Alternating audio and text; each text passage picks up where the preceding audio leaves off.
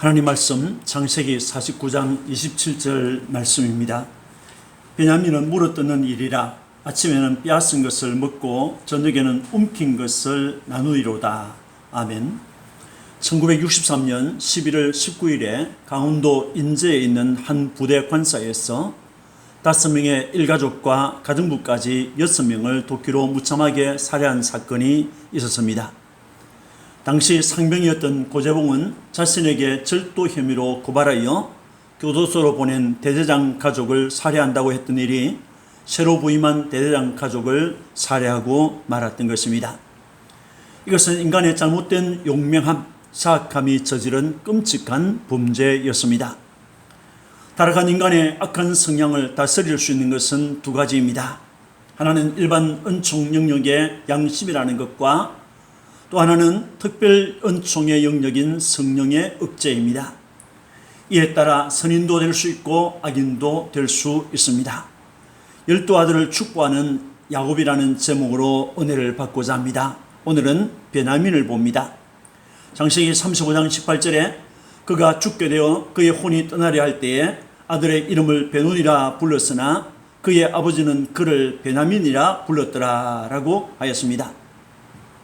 베냐민은 야곱이 사랑했던 아내 라헬에게서 태어난 12번째 아들입니다. 형 에서의 살인을 두려워한 야곱의 부모 이삭과 리브가는 야곱을 밧단 아람 외삼촌에게로 피신하게 하였습니다. 그때 부친 이삭은 야곱을 축복하면서 너는 가나안 사람의 딸들 중에서 아내를 맞이하지 말고 외삼촌 라반의 딸 중에서 아내를 맞이하라 라고 당부하였습니다. 밧단 아람에 도착했던 야곱은 우물가에서 외삼촌 라반의 딸 라헬을 처음으로 만났습니다. 반가움으로 야곱은 라헬을 안고 울었습니다. 그리고 자신은 라반의 생질이며 라헬의 고모 리브가의 아들임을 밝혔습니다. 라반에게는 두 딸이 있는데 둘째인 라헬이 언니보다 곱고 아리따웠습니다. 야곱은 라헬과 결혼하기 위해서 외삼촌에게 7년간 봉사하기로 하였습니다. 그러나 라반의 농간으로 언니인 레아와 먼저 결혼하게 되었고 라헬과 결혼하게 하여 다시 7년을 봉사하였습니다. 결혼 후에 라헬은 자식을 낳지 못해서 마음고생을 많이 하였는데 하나님의 은혜로 요셉을 낳았습니다. 14년간의 봉사가 끝난 후에 야곱은 라반과 품삯을 정하고 일하였습니다.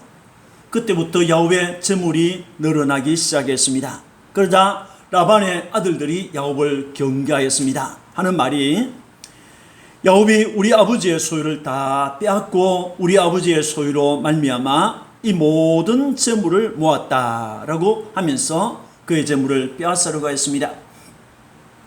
이를 알게 된 야곱은 레아와 라헬을 양떼가 있는 들로 불러서 내가 그대들의 아버지의 안색을 보니 내게 대하여 전과 같지 아니하다. 그럴지라도 내 아버지의 하나님은 나와 함께 계셨다라고 하였습니다. 동시에 붙인 라반의 거짓됨과 자신에게 주기로 한 싹을 부당하게 10번이나 바꾸었다는 것을 말하였습니다. 재산이 늘어난 것은 하나님의 축복이었다고 하였습니다. 그리고 하나님께서 내 고향으로 돌아가라고 말씀하셨다라고 말하였습니다.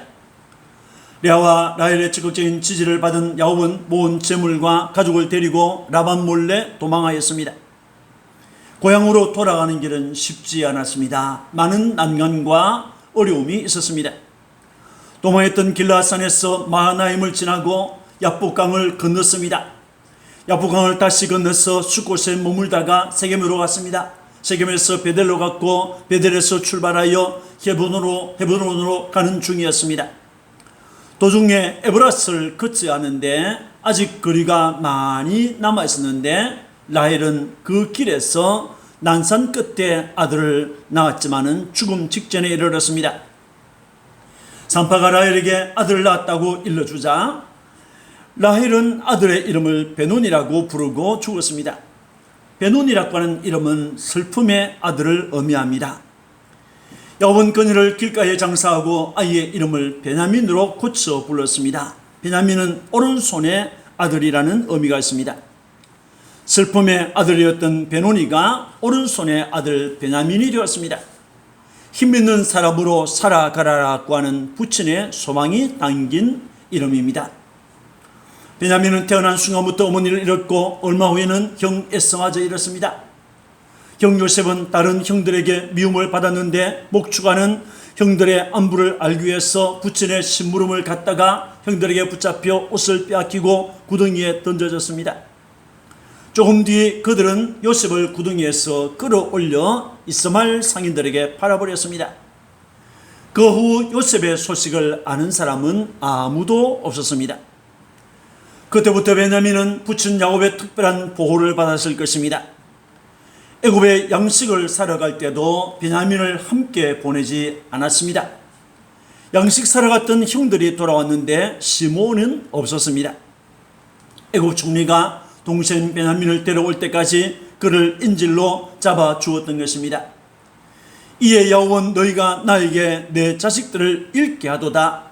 요셉도 없어졌고 시몬도 없어졌거늘 베냐민을 또 빼앗아가고자 하니 이는 다 나를 해롭게 함이로다 라고 하였습니다. 그만큼 야곱은 베냐민을 사랑하고 아꼈습니다. 이렇게 베냐민은 슬픔의 아들로 태어났으나 부친의 사랑과 보살핌으로 오른손의 아들로 성장할 수 있었습니다. 오늘 본문 27절을 보면 베냐민은 물어뜯는 일이라 아침에는 빼앗은 것을 먹고 저녁에는 움킨 것을 나누리로다 라고 하였습니다. 이것은 비유이지만은 베냐민의 성격과 미래 그리고 후손들에게서 나타날 특성을 말하고 있습니다. 베냐민은 엄마와 형을 잃고 이복 형들 사이에서 사나운 이리처럼 자랐을 것만 같습니다. 그의 후손들은 무서운 이리처럼 사납게 물어뜯는 특성을 가질 수 있음과 동시에 위협하는 사람들 틈새에서 살아남기 위하여 강력한 힘을 발휘할 것에 대한 예언이 되겠습니다. 베냐민 지파는 다른 지파들에 비해서 상당히 작은 지파로 출발하였습니다. 출애굽 후 첫 인구조사에서 그들은 3만 5,400명이었습니다. 2차 조사에서는 4만 5,600명으로 크게 늘어났습니다. 시편 68편 24절에서 27절을 보면 그들이 주께서 행차하심을 보았으니 곧 나의 하나님 나의 왕이 성소로 행차하시는 것이라. 소고치는 처녀들 중에서 노래 부르는 자들은 앞서고 악기를 연주하는 자들은 뒤따르나이다. 이스라엘의 근원에서 나온 너희여 대회 중에 하나님 곧 주를 청축할지어다. 거기에는 그들을 주관하는 작은 베냐민과 유다의 고관과 그들의 무리와 스불론의 고관과 납달리의 고관이 있도다라고 하였습니다. 이 시는 왕의 행차, 전쟁에서 승리하고 개선장군으로 행차하시는 장면을 보여주고 있습니다. 그때 소고를 치며 노래하는 자들은 앞서고 악기를 연주하는 자들은 그 뒤를 따랐습니다. 이것은 왕의 개선 행차이지만은 개선 장군이신 하나님의 행차라고 하였습니다. 주께서 행차하심이라고 하였습니다. 그 하나님의 행차에 작은 베냐민이 다른 세 지파의 고관들과 함께 행사를 주관하고 있었습니다. 이것은 하나님을 위한 일에 베냐민이 빠지지 않았음을 알려주고 있습니다. 무서운 용맹함으로 무장한 베냐민은 왕이신 하나님을 위하여 싸워 이기고 개선 행진을 하고 있음을 말하는 것입니다. 역대상 7장 6절에서 12절 보면 베냐민의 아들들에 대해서 말하고 있습니다. 벨라와 베겔과 여디아엘 세 사람이며 다 그 집의 우두머리요 큰 용사라고 했습니다. 이 구절에서 모두 그 집의 우두머리요 큰 용사라는 말이 세 번이나 나옵니다. 작은 베냐민이지만은 이들에게서는 주관자, 탁월한 지도자가 많이 일어났습니다. 에훗이나 사울의 아들 요나단, 사울의 군사령관 아비넬, 그리고 바벨론 포로 중 바사 제국의 아수에르 왕의 왕후가 된 에스와 총리가 된 모르드게가 다 베냐민 지파의 사람입니다. 이들 중 몇 사람을 살펴보겠습니다. 이스라엘의 이레 사사 에훗이 베냐민 지파의 사람입니다. 사사기 3장 15절에 여호와께서 그들을 위하여 한 구원자를 세우셨으니 그는 곧 베냐민 사람 게라의 아들 왼손잡이 에웃이라라고 했습니다. 사사 시대는 이스라엘이 악을 거듭하여 행함으로 주변 나라의 괴롭힘을 당하게 되었습니다. 그러면 그 괴로움 때문에 하나님께 부르짖게 되었고, 하나님께서는 사사를 세워서 저들을 구원하는 일이 반복되었습니다. 첫 사사 오니엘이 굿산 리사다임의 손에서 이스라엘을 구하였습니다. 그 후 이스라엘은 40년간 평안하였습니다. 그런데 오니엘이 세상을 떠나자 이스라엘은 또 악을 행하기 시작했습니다. 그러자 모압 왕 에글론이 암몬과 아말렉까지 동원하여서 이스라엘을 괴롭혔습니다. 이스라엘은 하나님께 부르짖게 되었고, 하나님께서는 베냐민 사람 에훗을 구원자로 세웠습니다. 이스라엘 자손은 8년 동안 에글론에게 곡물을 바쳤는데, 에훗은 길이가 한 규빗 되는 칼을 준비하여 몸에 감추고 곡물을 바치러 갔습니다. 이를 다 마치고 돌아오다가 길갈에서 되돌아가서 모압 왕 에글론을 칼로 죽였습니다. 그리고 에브라임 산지에서 나팔을 불며 군대를 소집했습니다. 사사기 3장 28절에 나를 따르라, 여호와께서 너희의 원수들인 모압을 너희의 손에 넘겨주셨느니라 라고 하였습니다. 이렇게 에훗은 합류한 군인들과 함께 모압의 군인 10,000명을 죽이고 모압을 이스라엘에 굴복시켰습니다. 용감한 에훗은 베냐민 사람이었습니다. 믿음의 사람이었습니다. 베냐민 사람 이스라엘의 초대왕 사울을 봅니다. 사무엘상 14장 47절 48절에 사울이 이스라엘 왕위에 오른 후에 사방에 있는 모든 대적 곧 모압과 암몬 자손과 에돔과 소바 영들과 블레셋 사람들을 쳤는데 향하는 곳마다 이겼고 용감하게 아말렉 사람들을 치고 이스라엘을 그 약탈한 자들의 손에서 건졌더라 라고 하였습니다. 이스라엘의 마지막 사사 사무엘 때에 백성이 왕을 세워달라고 요구하였습니다. 그리하여 시험을 받은 초대 왕이 사울입니다. 그가 왕으로 기름 부음을 받은 후에 암몬 사람 나하스가 침략하여서 이스라엘을 괴롭혔던 것입니다. 이 소식을 들은 사울은 즉시 군사를 모아 나하스를 물리쳤습니다. 사울은 블레셋을 비롯해서 주변의 여러 나라의 침략을 자두받았지만은 용감하게 싸워서 이겼습니다. 그러나 시간이 지남에 따라 교만해졌습니다. 하나님의 말씀을 순종하는 것보다도 자기 생각대로 행동하였습니다. 그래서 그는 믿음의 사람 다윗을 시기하여 죽이려고 하였습니다. 결국 그는 블레셋과의 전쟁에서 피하고 아들들과 함께 전사하였습니다. 하나님을 믿을 때 그의 용감함은 나라를 구하는 일에 사용되었습니다. 그러나 하나님을 떠나고 교만해졌을 때 그 악은 그의 용감함은 악을 행하는 데 사용되었던 것입니다. 사울의 아들 요나단 역시 베냐민 지파 사람입니다. 사무엘상 14장 6절에 우리가 이 할례 받지 않은 자들에게로 건너가자 여호와께서 우리를 위하여 일하실까 하노라. 여호와의 구원은 사람이 많고 적음에 달리지 아니하느니라 라고 하였습니다. 사울의 때에 이스라엘은 전쟁에 사용할 무기가 거의 없었습니다. 사울 왕과 요나단만 칼과 창이 있었고 그 외의 군인들은 보석과 도끼와 가정에서 쓰는 도구들을 가지고 싸웠습니다. 어느 날 블레셋과의 전쟁에서 요나단은 붙인 사울에게 알리지 않고 자기의 무기를 들고 있는 병사에게 우리가 이 할례 받지 않은 자들에게로 건너가자라고 했습니다. 그리고 요나단은 하나님께서 행하실 일을 기대하고 병사 1명만을 데리고 갔습니다. 이들을 발견한 블레셋 군인들은 그들을 비웃었습니다. 우리에게로 올라오라라고 했습니다. 그때 요나단은 병사에게 나를 따라 올라오라. 여호와께서 그들을 이스라엘 손에 넘기셨느니라 라고 했습니다. 그리고 바위를 타고 올라가서 매복한 병사 20명을 죽였습니다. 그러자 큰 떨림이 블레셋 사람들 사이에서 일어났습니다. 이를 계기로 사울의 군대가 용기를 내어 전쟁에서 승리하였습니다. 요나단은 용맹한 믿음의 사람이었습니다.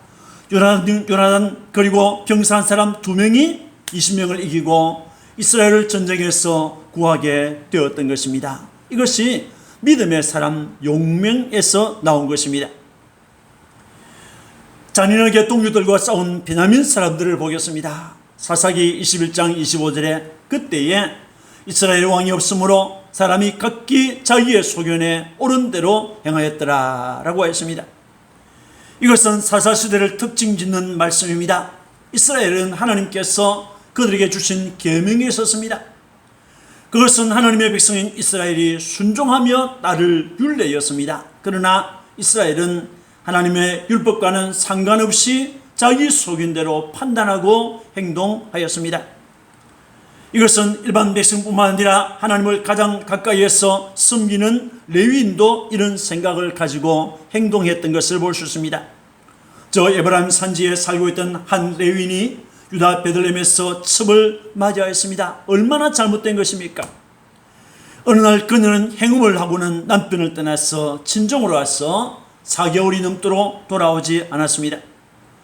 결국 남편이 그녀를 데리러 가게 되었습니다. 장인과 나흘을 지내고 다섯째 되는 날에 집으로 출발해서 집으로 돌아오는 길이었습니다. 날이 저물자 베냐민 지파에 기브아에서 유숙하려고 했는데 친절을 베푸는 사람이 없었습니다. 저녁 때에 한 노인이 이들을 발견하고 자기 집으로 데려갔습니다. 그런데 그날 밤 그 성읍의 불량배들이 그 노인의 집을 에워싸고 문을 두드리면서 내 집에 들어온 사람을 끌어내라, 우리가 그와 관계하리라 라고 했습니다. 그들은 하나님의 사자들이 롯의 집을 방문했을 때처럼 동성관계를 하겠다고 한 것입니다. 그때 그 레위 사람은 자신의 첩을 그들에게 내주었습니다. 그들은 그 여인을 집단으로 성폭행하고 새벽에 놓아주었습니다. 그 여인은 자기 주인이 있는 그 집 문 앞까지 왔으나 엎드러져 일어나지를 못했습니다. 다음날 그 레위인이 길을 떠나기 위해서 문을 열었을 때 그녀가 거기에 엎드려 죽은 것을 보았습니다. 그래서 그는 그 여인을 나귀에 싣고 자기 집으로 돌아가서 그녀의 시체를 12덩이로 나누어서 이스라엘 사왕으로 보냈습니다. 얼마나 잘못된 일입니까?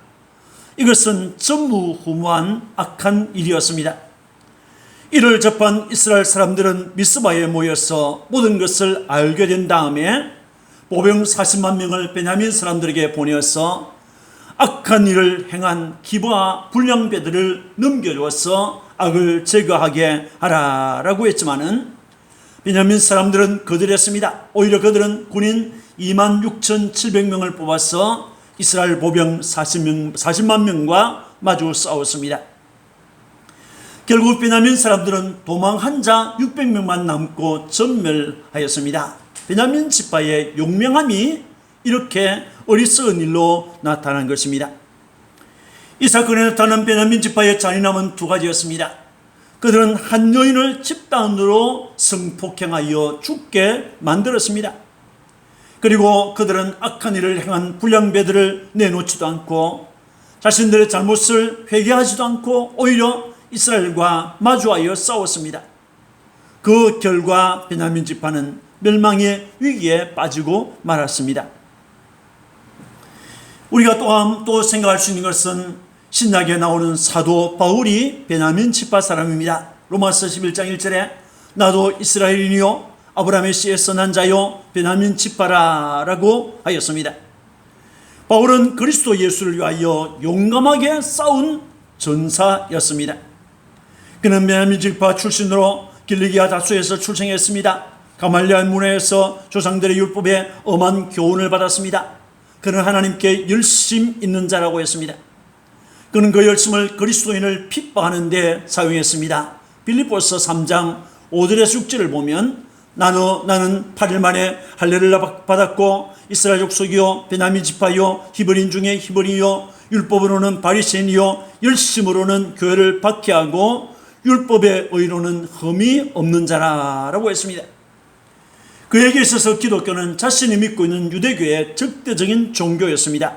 그래서 그리스도를 전하는 스데반을 쳐 죽이는 일에 정인들의 옷을 맡아두기도 하였고 기독교인을 죽이는 일에 앞장섰습니다. 다메섹에 그리스도인이 있다는 정보를 얻은 그는 그들을 체포하기 위해서 허가를 받아서 다메섹으로 가고 있었습니다. 그가 다메섹에 가까이 갔을 때 하늘에서 밝은 빛이 그를 비추어 그를 땅에 쓰러뜨리고 말았습니다. 그리고 말씀으로 사울아 사울아 내가 어찌하여 나를 박해하느냐, 나는 내가 박해하는 예수라고 하심으로 그를 제지하신 이가 누구인가를 알려주었습니다. 그리고 일어나 시내로 들어가라, 내가 행할 것을 내게 이룰 자가 있느니라 라고 했습니다.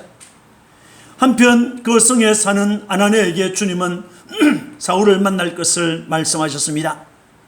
주님은 아나니아에게 가라, 이 사람은 내 이름을 이방인과 임금들과 이스라엘 자손들에게 전하기 위하여 택한 나의 그릇이라고 했습니다.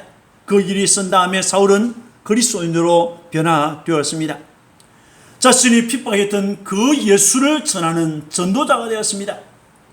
안디옥 교회에서는 말씀을 가르치는 교사가 되었고 선교사가 되어서 하나님과 그리스도를 알지 못하는 이방 세계로 가서 복음을 전하였습니다.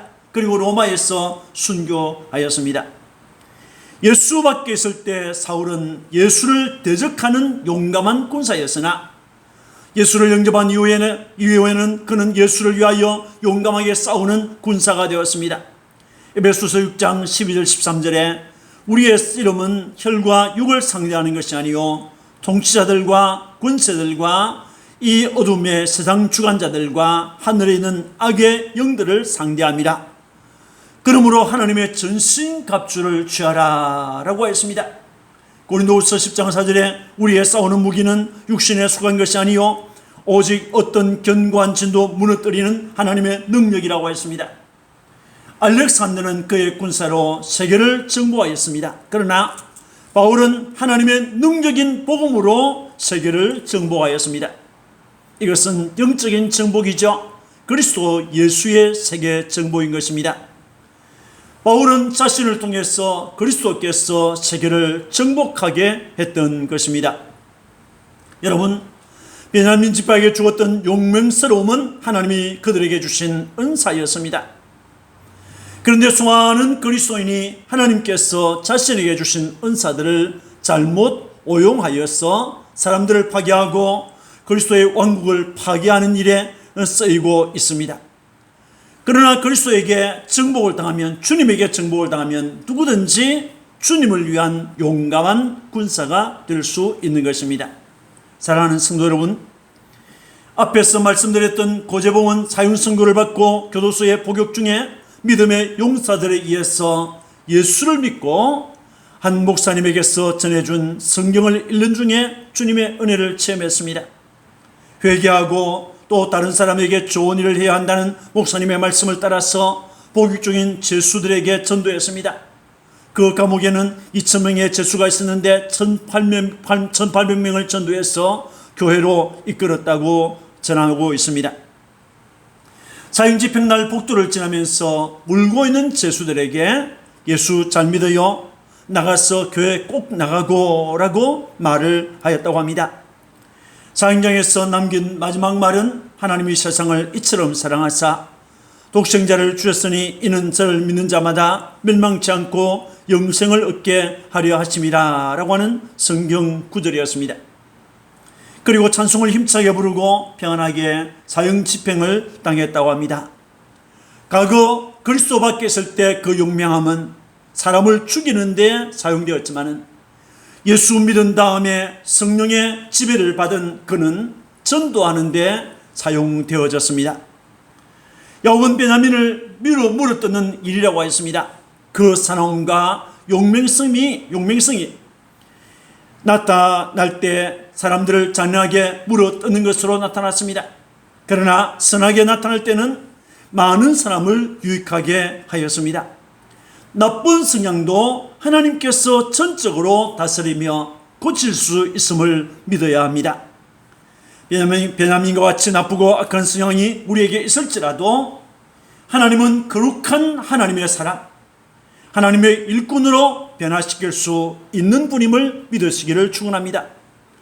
그분을 위해서 열심을 내는, 그분을 위해서 자신에게 주신 용맹함과 은사를 사용하는 여러분들이 되시기를 주님의 이름으로 축원합니다. 아멘. 기도하겠습니다. 하나님 아버지 감사합니다. 오늘 우리는 야곱이 막내 베냐민을 축복하는 장면을 보았습니다. 하나님 아버지, 베냐민은 참으로 슬픔의 아들이었지만은 그러나 힘있는 오른손의 아들이 되었습니다. 하나님 아버지, 그에게 용맹함이 주어졌습니다. 그 용맹함이 나쁘게 나타날 때는 사람들을 잔인하게 물어뜯는 것으로 나타났지만은 선하게 사용될 때는 사람들을 유익하게 하는 데 사용되었습니다. 하나님, 오늘 우리 안에도 베냐민과 같은 성향들이 있습니다. 참으로 우리에게 있는 용맹함이 하나님의 은사인데 그 은사를 잘못 사용하면 우리도 악한 사람이 될 수밖에 없습니다. 하나님, 성령의 지배를 받게 하시고 하나님의 지배를 받아서 하나님의 사람으로, 하나님의 일꾼으로서 주님 앞에 열심을 나타내는 용맹한 하나님의 전사들이 되도록 축복해 주옵소서. 감사하고 구주 예수님 이름으로 축복하고 기도합니다. 아멘.